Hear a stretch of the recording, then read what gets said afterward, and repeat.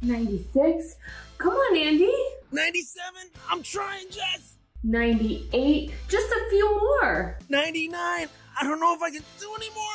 100. See, that wasn't so bad. Andy, are you there? I can't feel my arms. Well, it looks like I might need a new workout partner. Welcome to Up to Speed. I'm Jess. I have a very exciting guest with us today, Coach Pam from the Health and Wellness Center. Coach Pam, welcome. Fitness is very near and dear to my heart. Why don't you tell us a little bit about yourself and about the team? Hi, thanks. I'm Coach Pam. I'm here in New Jersey. I work at the headquarters office, and I'm a registered dietitian. So I came to Verizon a few years ago to help us support and build out a nutrition program in our health and wellness program. And in addition to that, I teach many of the classes that we offer. So I'm a really passionate yoga teacher and student, not only exploring fitness, but also teaching, leading meditation and mindfulness for our V-teamers. And it's not just me, we have a whole team of coaches. So we've got a bunch of coaches in headquarters and then all around the country who typically work in the wellness centers at our offices, but now we are coming to you from home or garages or basements or living rooms. And we've been pretty busy offering a whole bunch of activities for employees at home. So we teach live fitness classes every day, Monday through Friday. We've also got a number of recorded classes that can be accessed on demand at home. Our coaches are doing virtual training sessions with individual employees and small groups, and those can be catered to a specific goal or maybe working through a particular injury, as well as cater to what kind of equipment we have at home. And then beyond just teaching fitness, we are offering stretch breaks and mindful minutes, little clearing breaks to keep us present during the workday. And our coaches can also do health coaching, nutrition counseling. We've even worked with employees to write them a fitness program. So if they enjoy working out on their own, maybe they're not a class taker, they could talk to one of us, tell us what their goals are and what kind of equipment they have, and then we'll deliver them a custom workout that they can do at home or on the road or wherever they find themselves. Cool. Okay, so you're talking about stretching. So a lot of us who are at home right now, we're like this most of the day, and maybe they're feeling a little tight in our shoulders or not getting up and going to the cafeteria or going, out to lunch because of, different stay-at-home orders. So why don't you take us through a little stretch break? So we'll do a stretch to just open up here, get some tension out of the shoulders, out of the neck, and just offer you something to feel good. So if you're sitting, we can just scooch back, find yourself a little more space. Good. And the first thing you should do is feel connected through your seat. So feel like you're sitting evenly, whether you're on a couch or a stool or a chair, and just feel even and supported by your seat beneath you. And then you can take a deep breath here. So breathe in, fill up like you're filling up a balloon. And let go of your breath. And we'll do one more like that. Next time you let the breath out, feel your shoulders relax. Good. And then shake out your hands, shake out your arms a little bit. Good. We hold tension there too. Often we think it's just in our shoulders, but it can creep down into your wrists, your hands. Good, so shake them out and then go ahead and bring your hands to stillness and then reach your arms up overhead. If you have the space, you can go wide, get some mobility in your shoulders, and then exhale, reach the arms down. And if this is bothering your shoulders, you can reach more forward. So breathe in, reach up, and then exhale, let the arms come down. And we'll do one more like that. Next time, we're going to keep the arms lifted overhead. And if you can, interlace your hands and push your hands up towards the ceiling.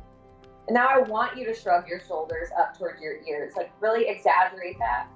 And then relax your shoulders down your back. We'll do that one more time. So squeeze up, up, up, up, up, up. And then release.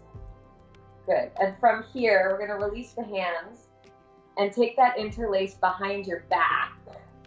Good. And try to squeeze your shoulder blades together like you're pinching something between your shoulder blades. And this is good to open up your chest. So this is often where we like round when we're sitting at the computer. I'm guilty of it too. So every once in a while, you gotta counter that by stretching out the front of the body. And then release that. Couple shoulder rolls and really exaggerate rolling back. Good. I like to think of it as like hugging your shoulder blades together. And then bring your shoulders to stillness. And we'll do one for the back. So interlace your hands in front of you. Do the opposite interlace, the one that feels funny. And then press your palms away. And you could tuck your chin to your chest. And this one's nice because not only are you stretching your upper back, but you're also getting some space in your neck. Yeah, I feel this. Good. Good. And then release. Good. And then we'll get into the neck. Yeah, perfect. You read my mind. So just sitting tall, drop your head over to one shoulder. Doesn't matter what you start with because we only have two, so we'll even out the other side. You can hear that crack there. Oh yeah. Oh yeah. I call them like the snap, crackle, pops, especially when you first start moving. And then go ahead and switch sides slowly. Imagine like your ear is really heavy and it's just like drawing down towards that shoulder. Good. And then come back up to the center. And then you could drop your chin towards your chest one more time. And let your head be heavy.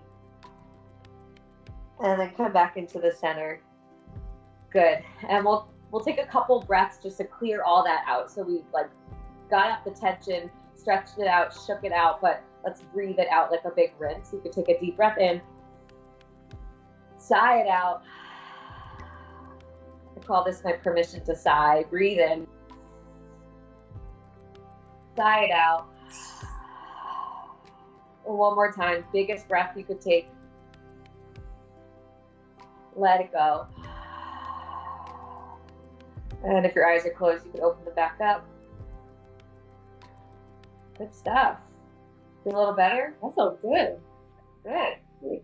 Oh my God. You don't realize how much you're not like moving. All right. Yes, I feel so much better now. And talking about mindfulness, you guys offer something called a mindful minute, which I think is super important. I think of these mindful minutes as like a mini little gift to myself, and you could do them throughout the day. You could literally set a timer for 1 minute and practice this same type of exercise. So as you're ready, I'll invite you to close the eyes. And that helps to quiet and just turn off any visual distractions so you can go within. And we'll take a cleansing breath here. So as you're ready, take a deep breath in through your nose, fill up as best you can. And then let the exhale rinse away anything lingering, any thoughts, any distractions. And bring your awareness into your headspace. We call it the mind's eye. You start to visualize your favorite color. Let that color start as a little pinprick, and with every breath, let it expand and fill in your headspace. Like you're painting a blank canvas, fill it up with your favorite vibrant, joyful color. And if at any point you notice a thought or a distraction creeping in, just acknowledge it and let it go. It may help to take a breath and use your exhale to rinse that distraction away.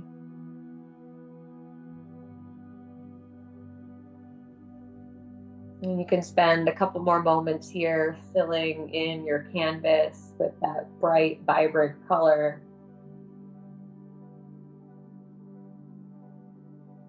Inviting your awareness and your presence and some good energy into your inner self.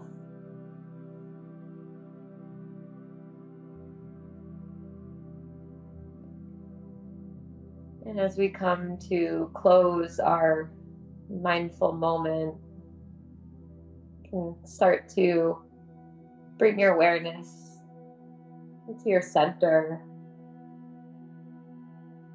and always thank yourself for pausing, even for just a moment or a minute. And as you're ready, you can slowly open your eyes, let the visual space, your environment around you come back into your vision, almost as if you're zooming out. And with that newfound space and clarity, you can come back into your day. Thank you for that. We have some great questions here. Keto, right?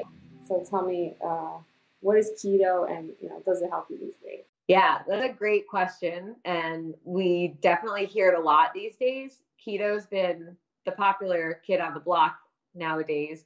The keto diet is a diet that focuses, when you're talking about food, on protein and fat, and you eat very little carbohydrates. So when we think carbohydrates, we often think about pastas, rice, bread, but there's also carbohydrates in vegetables and fruit. There are some veggies that you can eat, but you have to keep your veggies really low. So keto can help people lose weight, and often many try it for the weight loss benefits, but it is pretty limited because you can only have like not even a serving of something with carbs, like potatoes, maybe one little bit every day. So the weight loss is appealing, but if you're somebody who likes to eat a variety of foods, and it's certainly a good idea to eat a variety of fruits and vegetables, it can be really restrictive and hard to follow without cheating. I typically encourage people to have more of a balance. So you can still enjoy your fruits and vegetables and maybe just do that in moderation, as well as balancing out lean proteins, whether it's animal protein or plant-based protein. Both of those would fit, into a balanced diet, and of course some healthy fat. Yes, I like to choose my meal plan based on the amount of pizza that I'm allowed to have. So Whoa. I like to do my macro counting. So if I'm allowed, I save my macros, and then I can maybe have pizza every once in a while. Macros. Yeah. So macros is another one that's pretty popular these days too. And macros stands for macronutrients. So protein, carbohydrates, and fat are the three macronutrients. We just call it macros because it's shortened. So we're just cool like that also. Yeah. So it makes us sound cool. It's easier to slip in a combo. But macros is definitely a more balanced way. You can theoretically eat whatever you'd like as long as you track the proportion of macronutrients. So a lot of people use like an app or some sort of tracker. So let's say I want a slice of pizza, so I look up what the macros are, and as long as they fit into the amount I can have every day, I can have that pizza. So it does give you more flexibility, and you'd be able to enjoy all the foods that you'd like within the course of a day without saying, no, you can never have pizza again because it has carbs. You can have your carbs as long as they fit into that daily limit.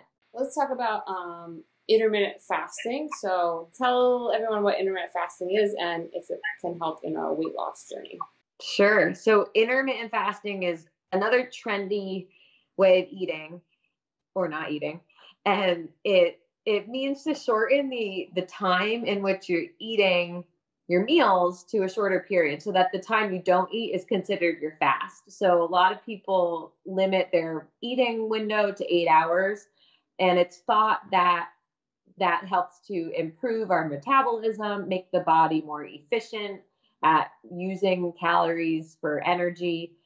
It's been shown in some research to help reduce cholesterol and improve heart health, as well as blood sugar levels. So it does have some benefits, but there are some people who have a hard time limiting themselves to eat in a certain window of time. So it's a personal choice, and depending on how your appetite levels are, we could talk about whether or not it's the right choice for you.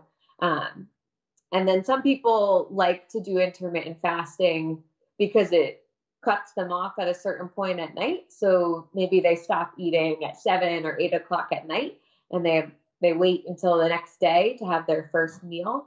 And that ties into the myth of they shouldn't eat after 8, which is also a little bit of a myth because it doesn't necessarily matter what time you eat. What's more important is what you're eating. The other, I guess we can finish this up, combine a couple questions.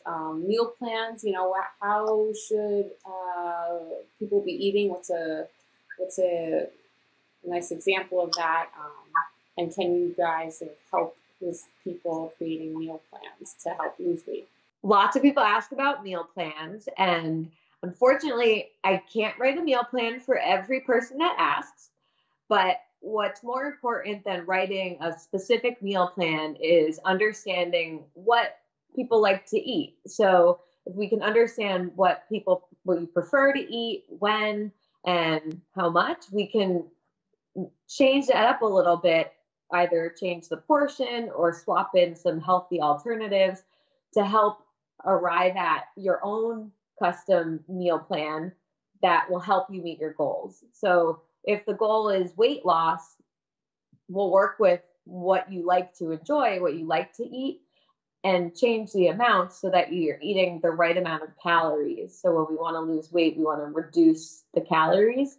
If it's weight gain, we go the opposite direction. We add more volume, have more calories in the day. So the reason why we don't do meal plans is because every person is different, and one meal plan isn't going to work for 5 different people. So it's easier to start by learning about what we like to eat and when, and then using that to build out a custom plan for meals and snacks that you're actually going to enjoy and want to follow, versus just getting a list of items that you should have and don't really want to stick to. So it's important to do custom so that you're actually interested and committed.